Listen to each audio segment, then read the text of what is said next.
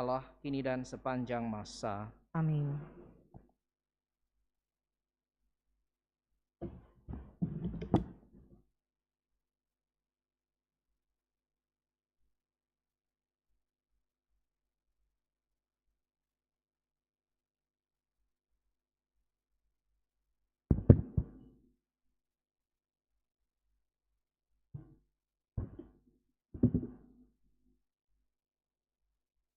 Bacaan dari kitab Yesaya. Bersukacitalah bersama-sama Yerusalem, dan bersorak-sorailah karenanya. Hai semua orang yang mencintainya, bergiranglah bersama-sama dia, segirang-girangnya. Hai semua orang yang pernah berkabung karenanya. Hendaknya kamu minum susu yang menyegarkan dan menjadi kenyang. Hendaknya kamu menghirup dan menikmati susu yang bernas. Sebab beginilah firman Tuhan, sungguh aku mengalirkan kepadanya keselamatan seperti sungai, dan kekayaan bangsa-bangsa seperti batang air yang membanjir. Kamu akan menyusu, akan digendong, dan akan dibelai-belai di pangkuan, seperti seorang yang dihibur ibunya. Demikianlah kamu akan kuhibur, kamu akan dihibur di Yerusalem. Apabila kamu melihatnya, hatimu akan girang, dan kamu akan seperti rumput muda yang tumbuh lebat. Demikianlah sabda Tuhan.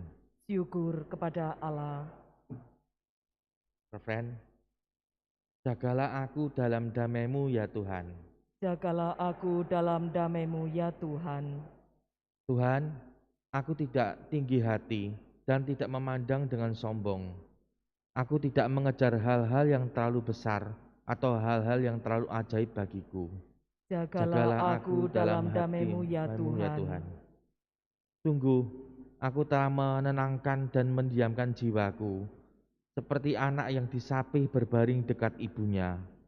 Ya, seperti anak yang disapih jiwaku dalam diriku. Jagalah aku dalam damai-Mu ya Tuhan. Berharaplah kepadaku, hai Israel, dari sekarang sampai selama-lamanya. Jagalah aku dalam damai-Mu ya Tuhan. Haleluya, haleluya, haleluya. Haleluya. Haleluya. Haleluya.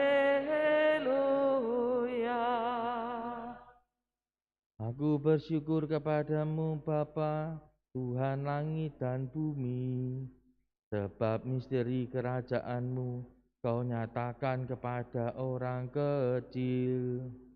Haleluya. Haleluya. Haleluya.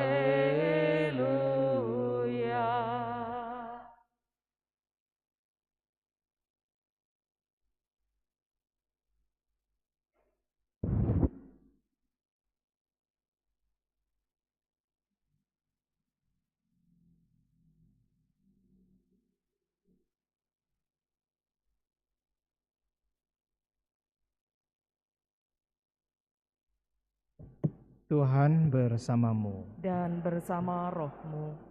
Inilah Injil suci menurut Matius. Dimuliakanlah Tuhan.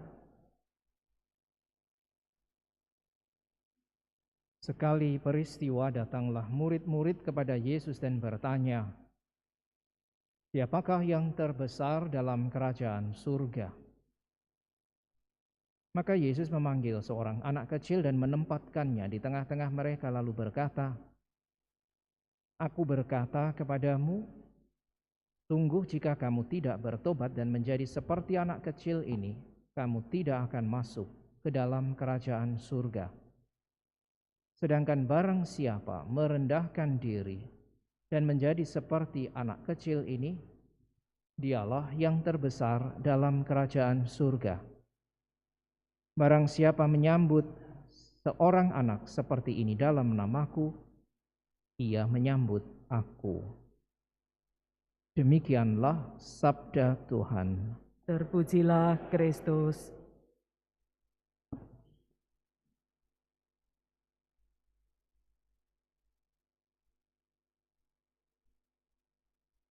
Saudara sekalian yang terkasih, kembali pada hari ini kita mendengarkan kutipan bacaan Injil yang berkisah tentang pengajaran Yesus kepada para murid soal siapa yang terbesar di dalam kerajaan surga. Pengajaran yang tidak disampaikan hanya dengan kata-kata, tetapi dengan sebuah contoh yang nyata di depan mata mereka dengan memanggil seorang anak kecil.